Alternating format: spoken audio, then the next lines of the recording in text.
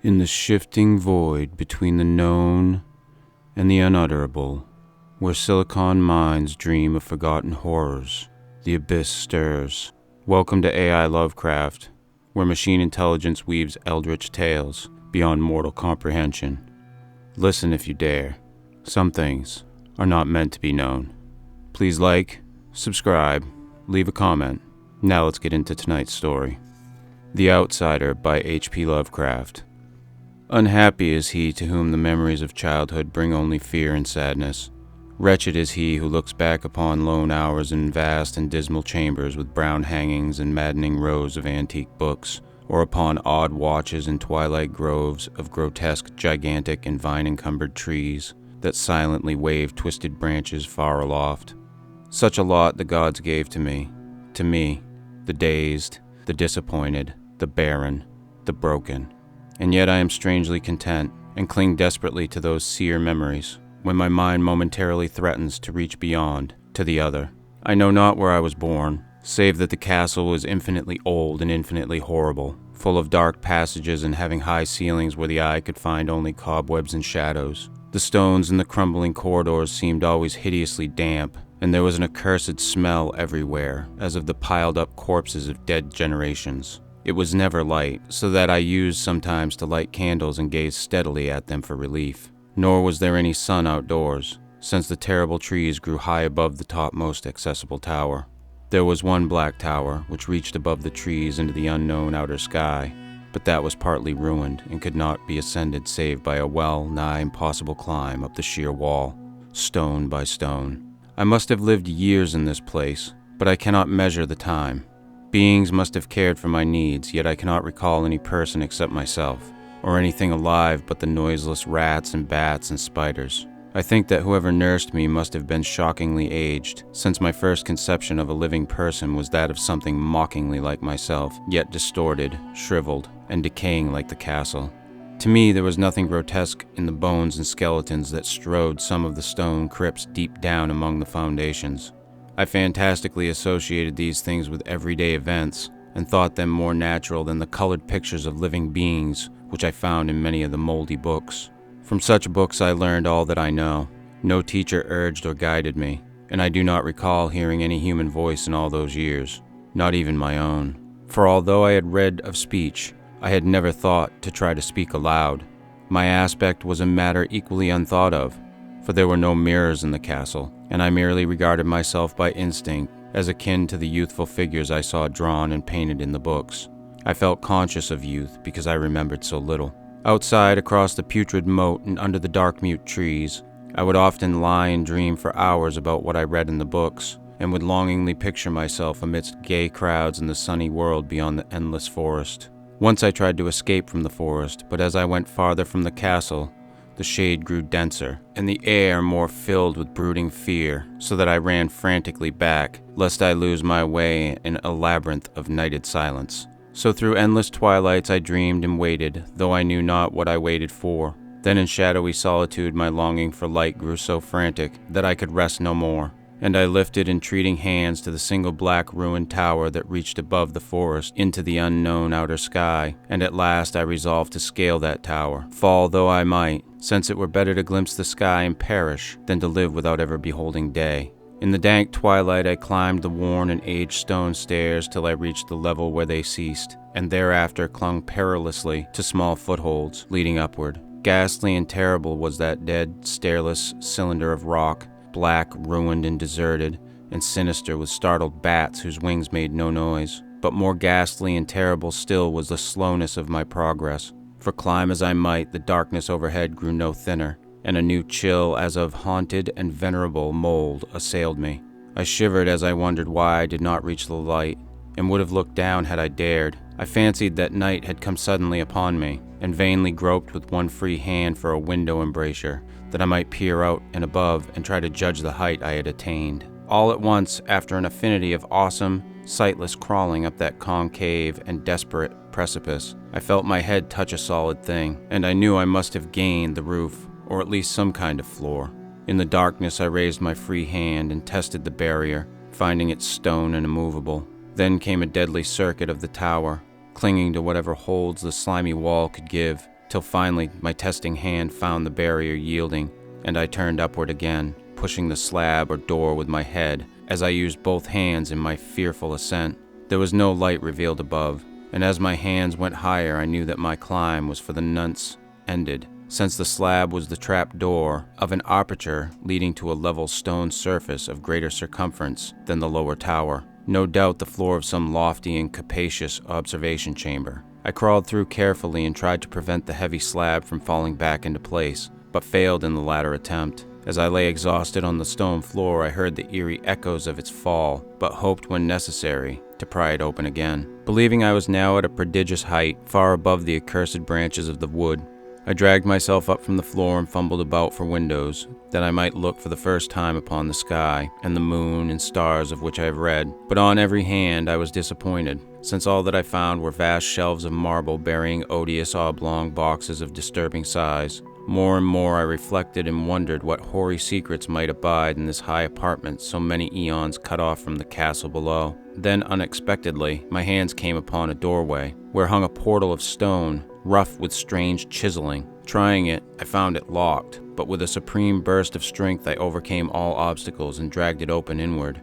As I did so, there came to me the purest ecstasy I have ever known, for shining tranquilly through an ornate grating of iron and down a short stone passageway of steps that ascended from the newly found doorway was the radiant full moon, which I had never before seen save in dreams and in vague visions I dared not call memories. Fancying now that I had attained the very pinnacle of the castle, I commenced to rush up the few steps beyond the door, but the sudden veiling of the moon by a cloud caused me to stumble, and I felt my way more slowly in the dark. It was still very dark when I reached the grating, which I tried carefully and found unlocked, but which I did not open for fear of falling from the amazing height to which I had climbed.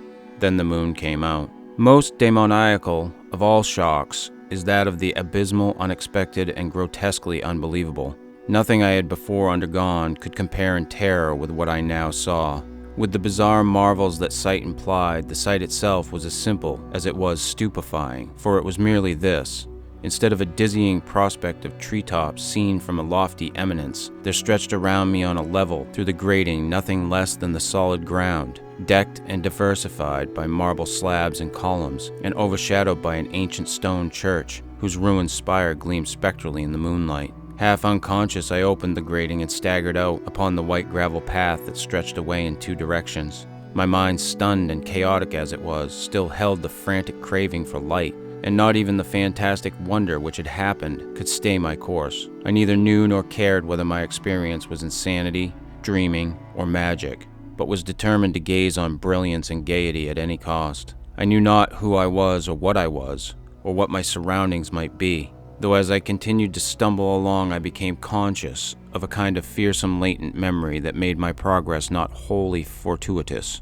I passed under an arch out of that region of slabs and columns and wandered through the open country, sometimes following the visible road but sometimes leaving it curiously to tread across meadows where only occasional ruins bespoke the ancient presence of a forgotten road. Once I swam across a swift river where crumbling mossy masonry told of a bridge long vanished. Over 2 hours must have passed before I reached what seemed to be my goal, a venerable ivied castle in a thickly wooded park, maddeningly familiar, yet full of perplexing strangeness to me. I saw that the moat was filled in, and that some of the well-known towers were demolished, whilst new wings existed to confuse the beholder. But what I observed with chief interest and delight were the open windows, gorgeously ablaze with light and sending forth sound of the gayest revelry. Advancing to one of these, I looked in and saw an oddly dressed company indeed, making merry and speaking brightly to one another. I had never seemingly heard human speech before, and could guess only vaguely what was said. Some of the faces seemed to hold expressions that brought up incredibly remote recollections. Others were utterly alien. I now stepped through the low window into the brilliantly lighted room, stepping as I did so from my single bright moment of hope to my blackest convulsion of despair and realization. The nightmare was quick to come, for as I entered there occurred immediately one of the most terrifying demonstrations I had ever conceived. Scarcely had I crossed the sill when there descended upon the whole company a sudden an unheralded fear of hideous intensity, distorting every face and evoking the most horrible screams from nearly every throat. Flight was universal, and in the clamor and panic several fell in a swoon and were dragged away by their madly fleeing companions. Many covered their eyes with their hands and plunged blindly and awkwardly in their race to escape, overturning furniture and stumbling against the walls before they managed to reach one of the many doors. The cries were shocking, and as I stood in the brilliant apartment alone and dazed, listening to their vanishing echoes, I trembled at the thought of what might be lurking near me unseen. At a casual inspection, the room seemed deserted, but when I moved toward one of the alcoves, I thought I detected a presence there, a hint of motion beyond the golden arched doorway, leading to another and somewhat similar room. As I approached the arch, I began to perceive the presence more clearly, and then, with the first and last sound I ever uttered, a ghastly ululation that revolted me almost as poignantly as its noxious cause, I beheld in full, frightful vividness the inconceivable, indescribable, and unmentionable monstrosity which had by its simple appearance changed a merry company to a herd of delirious fugitives. I cannot even hint what it was like, for it was a compound of all that is unclean, uncanny, unwelcome, abnormal, and detestable. It was the ghoulish shade of decay, antiquity, and desolation, the putrid dripping eidolon of unwholesome revelation, the awful bearing of that which the merciful earth should always hide. God knows it was not of this world, or no longer of this world. Yet to my horror I saw in its eaten away and bone-revealing outlines a leering, abhorrent travesty on the human shape, and in its moldy, disintegrating apparel an unspeakable quality that chilled me even more. I was almost paralyzed, but not too much so to make a feeble effort toward flight, a backward stumble which failed to break the spell in which the nameless, voiceless monster held me. My eyes, bewitched by the glassy orbs which stared loathsomely into them, refused to close, though they were mercifully blurred, and shewed the terrible object but indistinctly after the first shock. I tried to raise my hand to shut out the sight, yet so stunned were my nerves that my arm could not fully obey my will. The attempt, however, was enough to disturb my balance so that I had to stagger forward several steps to avoid falling, and as I did so I became suddenly and agonizingly aware of the nearness of the carrion thing, whose hideous hollow breathing I half fancied I could hear. Nearly mad, I found myself yet able to throw out a hand to ward off the fetid apparition which pressed so close, when in one cataclysmic second of cosmic nightmarishness and hellish accident, my fingers touched the rotting outstretched paw of the monster beneath the golden arch. I did not shriek, but all the fiendish ghouls that ride the night wind shrieked for me, as in that same second there crashed down upon my mind a single and fleeting avalanche of soul-annihilating memory. I knew in that second all that had been. I remembered beyond the frightful castle and the trees, and recognized the altered edifice in which I now stood. I recognized most terrible of all the unholy abomination that stood leering before me as I withdrew my sullied fingers from its own. But in the cosmos there is balm as well as bitterness, and that balm is nepenthe. In the supreme horror of that second I forgot what had horrified me, and the burst of black memory vanished in a chaos of echoing images. In a dream I fled from the haunted and accursed pile, and ran swiftly and silently in the moonlight. When I returned to the churchyard place of marble and went down the steps, I found the stone trap-door immovable. But I was not sorry, for I had hated the antique castle and the trees. Now I ride with the mocking and the friendly ghouls on the night wind, and play by day amongst the catacombs of Nefren-Ka in the sealed and unknown valley of Hadoth by the Nile. I know that light is not for me, save of the moon over the rock tombs of Neb, nor any gaiety save the unnamed feasts of Nitocris beneath the Great Pyramid. Yet in my new wildness and freedom I almost welcome the bitterness of alienage. For although Nepenthe has calmed me, I know always that I am an outsider, a stranger in this century, and among those who are still men. This I have known ever since I stretched out my fingers to the abomination within that great gilded frame, stretched out my fingers and touched a cold and unyielding surface of polished glass.